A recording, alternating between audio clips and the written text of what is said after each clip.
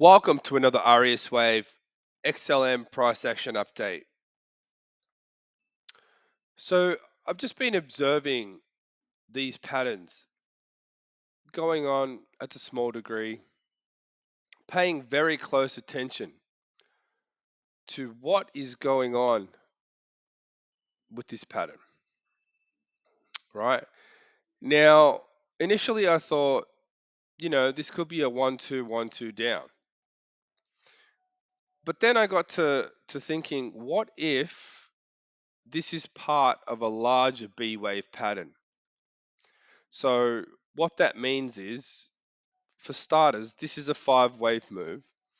The B wave hasn't happened yet. Okay. And it may not happen for a while. Who knows? The point here is that due to the fractal nature of these patterns, it's quite easy that this here could be the A wave. Okay. Now hear me out. It's gonna take a little bit to explain it. All right. So this here could be the A wave, and then we had the whole A, B, C, D, E scenario. Okay, so that would make, instead of 2, that would make that the B wave. Okay,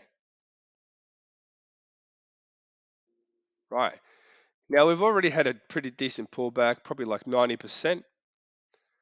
And so what does that mean for the rest of it? It means that whatever just happened now, right, is the completed C wave.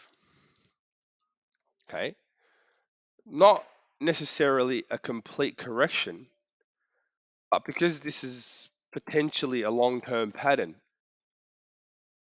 it could mean that we've seen the bottom of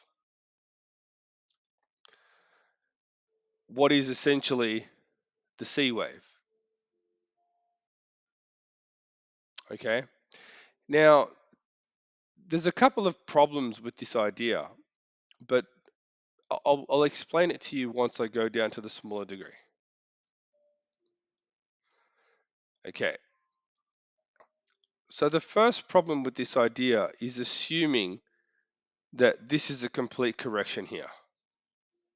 Okay. Now, that could be possible, right? Because corrections don't always appear um, basically as they seem, right?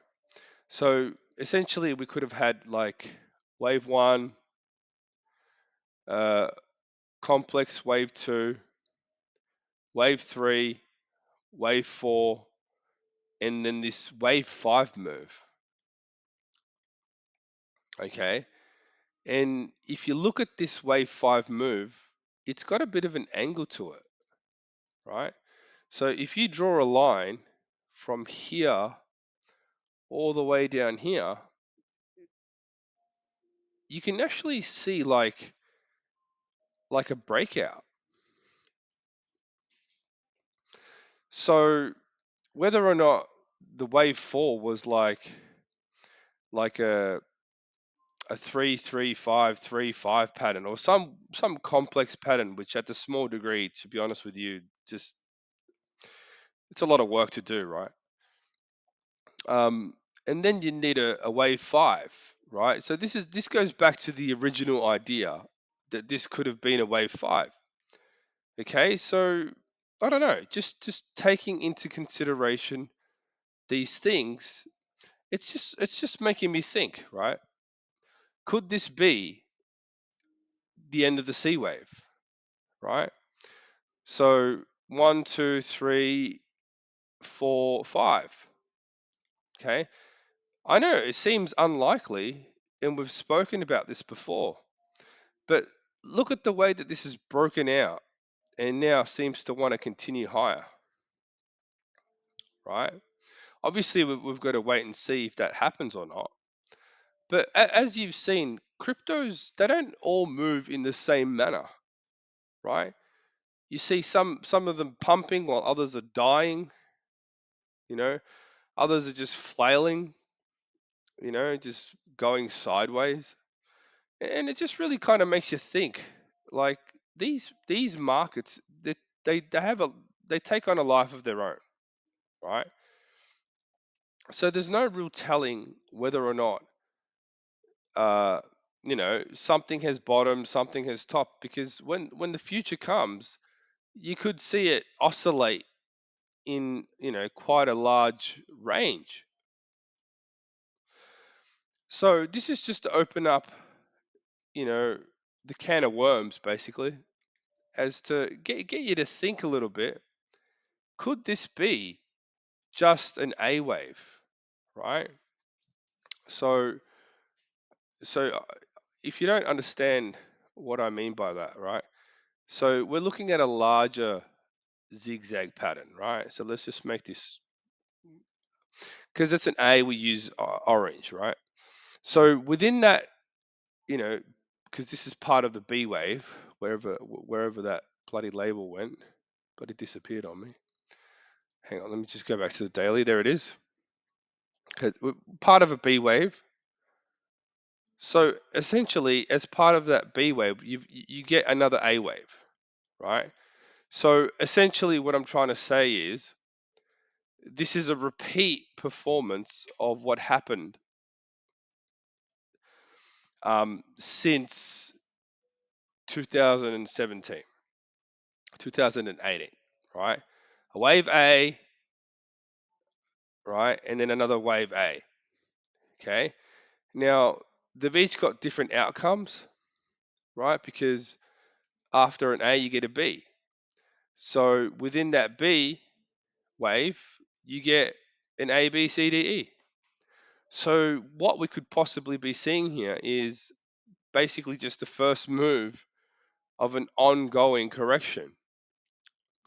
And that may not, how can I say this? That may not be as easy to understand as you may think, because we don't know what the, okay, so the B wave needs obviously an A, B, C, D, E. But those A, B, C, D, E's within the B wave, right? We don't know what they're going to look like. So obviously it's a game of cat and mouse, trying to figure out whack-a-mole, right? Where's this all going? So the first things first, has this bottomed? Okay, it's possible that it has bottomed. Food for thought, right? So now we need to see this move to the upside and sort of try to give us an indication that, yeah, look, you know what? We're now looking for a B wave, right? It sounds complicated, but if you learn AriasWave, you know what I mean. My members will understand exactly what I'm saying. But to the rest of you might be scratching your head a little.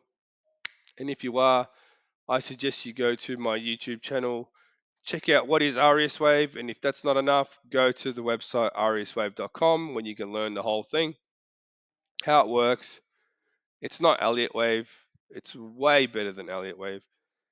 And yeah, you'll learn a bunch of stuff, and you can use this stuff at small degree to make profits, place trades, and all that sort of thing. So hopefully you found this video interesting and informative. Thank you for watching.